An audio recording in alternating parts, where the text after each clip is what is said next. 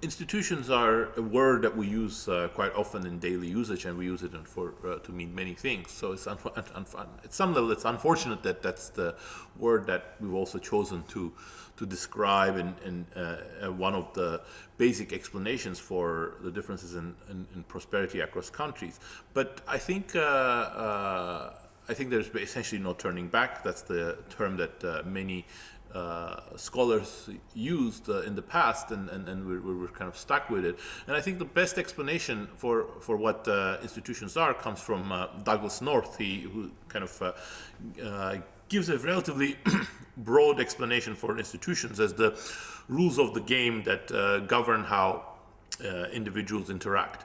And here, I think by rules of the game, we mean both the formal rules, such as things like constitutions and how the political institutions enable or don't enable individuals to vote in elections and determine what kind of governments are elected. Formal economic institutions that say which kind of which kind of assets can be held as private property, what kind of economic activities are allowed, and so on. But also informal rules that determine, again, how market institutions work, how the political power is distributed in society, even if it's not written in constitution. So this kind of general set of rules that govern how we interact with others in our daily lives. And that interactions is going to be important in economic sphere. So those are going to be our economic institutions or that shape economic interactions, political institutions that shape our political interactions, and social institutions. So all of those are going to have a basic fundamental effect on economic outcomes. So why do we think that institutions should be important? I think that's kind of almost second nature to economics. I mean, economics is, at the end of the day, is all about incentives shaping individuals' actions. So economics is distinguished from other social sciences by looking at individuals, either in households or firms, and when we look at political economy, politicians or parties, and tries to understand how they interact with each other, what type of actions they take. And obviously, in all of these, the institutions which determine what is going to be beneficial for them, what is going to create advantages for them either today or in the future, is going to be one of the key elements. So in the context of the economics, obviously something like whether there are entry barriers is going to determine how competitive an industry is. Whether there is private property in land is going to determine whether I own the land and I can mortgage it, or whether I'm willing to make the investments in increasing its productivity, or whether I'll be afraid that whatever I produce is going to be taken away from me. So the effect of institutions on economic outcomes, and therefore the economic performance of nations, is second nature to the kind of the economic explanations that we develop. So therefore, the hypothesis that institutional differences are key for understanding cross-country differences is a very economic explanation at the end of the day. Of course, the question is it also the right explanation?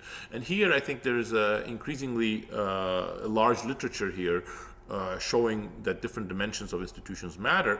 But what we are still in the process of working out, in some senses, what are really the more micro elements of good institutions and bad institutions. I think at a broad level, it's quite easy to say what are bad institutions. If you have institutions like in North Korea, which is, bans private property, bans any kind of political participation, prevents any kind of market activity, those are going to be bad. And providing some private property in assets is obviously going to be good in any kind of investment, in any kind of activity that requires investment. But beyond that, what kind of legal system should we have? What is the level of public intervention in certain types of markets? I think those are the more micro level institutional details that we want to kind of work out, and there's more work on these kind of topics. And I think the answer is that some of those questions we can answer unambiguously, like entry barriers are almost always bad, but some other ones I think are context dependent. So I think it's hard to say that public intervention is always bad or is always good. It's going to depend on both what type of public intervention we're talking about, but also on the time, what what stage of industrialization that we're looking at, what time period we're looking at, because public intervention for a less developed economy might actually be good in kind of kickstarting the process of economic growth. It might be useful when innovation is less important and kind of imitation type activities are very important, but the same kind of public intervention could be quite disastrous when we're talking of an economy like the US, which is much more dynamic, and there are lots of micro contracts and micro relations there are between firms and their suppliers and their financiers. So I think certain dimensions of institutions, whether they are good or bad, is ultimately going to be is going to depend on the context that we're actually talking about.